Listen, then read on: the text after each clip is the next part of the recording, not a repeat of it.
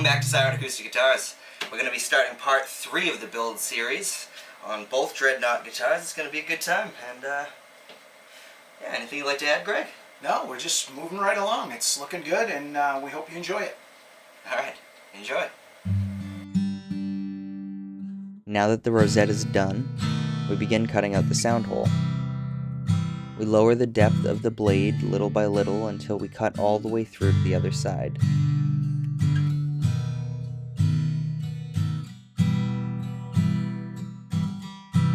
Here you can see the markings that we left there for the bracing, so that way when it comes time to glue the bracings on, we already have everything laid out and ready to go.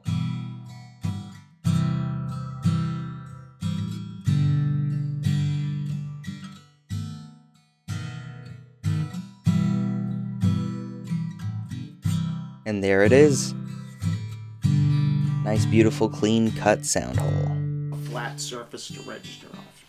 So this all has to be done first. So that's the first workings of a soundboard, is to put in your sound rings, your decoration there, which most people I think would think it'd be the last thing you do. Yeah. But it's not.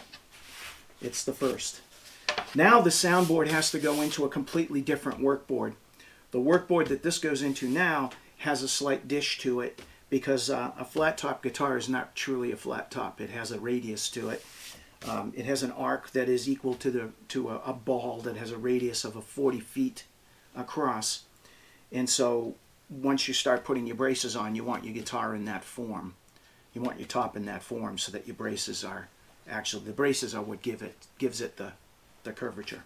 But it needs to be in that form. So now it comes off of this flat and goes into the form for bracing.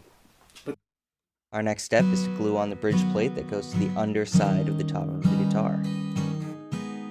This not only adds stability for the area that's being pulled on by the strings, but also acts as an additional brace.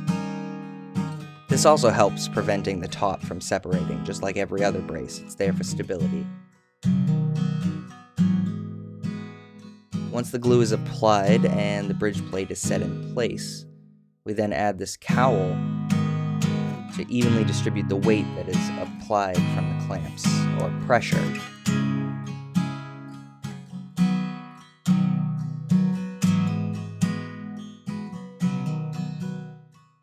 Once each of the braces has been radiused to match the radius of the guitar top, we then rough shape them on the bandsaw.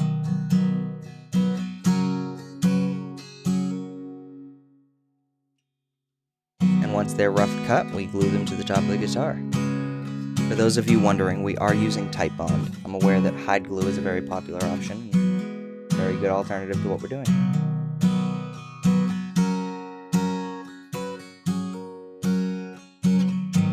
And much like the bridge, instead of using the clamps directly on the braces, we place bits of wood in between, so not only can we cover more ground with the clamps by gluing multiple areas at once, but also we can spread out the weight and prevent ourselves from damaging or denting the braces that we put all that work into.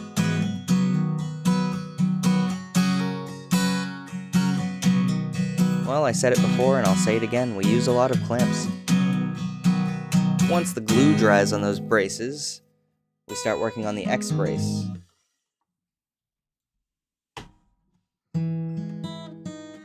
Greg's notching out the areas where the previously glued braces interlock. So that way we make contact with not only the soundboard, but also the braces that were previously glued, as I already said.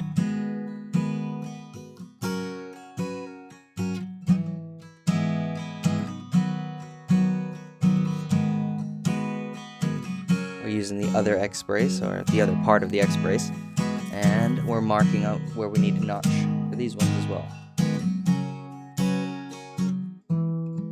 That's a test fit. Greg was very happy about that. On to the chisels. I have to say, chiseling is probably one of the most enjoyable parts of building guitars. Watching the curl of the wood as it comes off the chisel is just, I don't know, therapeutic. One of those things that I have to be careful I want to keep chiseling, but I don't want to take off too much.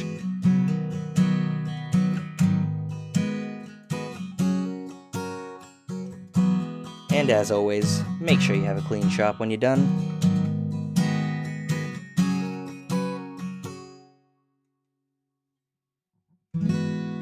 Well, everything's been done. Chiseling, gluing, bracing. It's all good to go. So at this point, you see me taking off the clamps that we used for those little buttons. That just adds additional support, prevents the top from separating. Any assurance or redundancy is a good thing. Yeah, now it's time to just glue it up and set it on the top.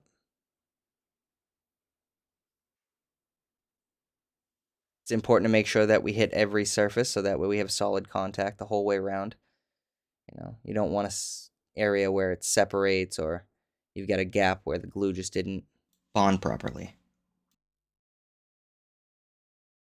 Then we apply even pressure around the edges, and there's your first look at the inside as we add the clamps onto the cloth in the middle of the X-brace. So thanks for watching part 3. Josh and I are having a great time with these installations, and we hope you guys are enjoying watching the builds. So once again, if you like what you see, click on those likes, and what's that thing?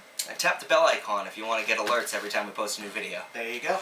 And don't forget to subscribe, and if you want to order any one of these guitars, if you want us to build you one, you have certain specs you want to see, you want your name inlaid on the fretboard, anything really, you can shoot us an email at josh@sirenacousticguitars.com or greg@sirenacousticguitars.com or Facebook, you Instagram. can Instagram as well. Instagram. And obviously right here on YouTube, you can comment or message us here. Thanks, guys. See you next time.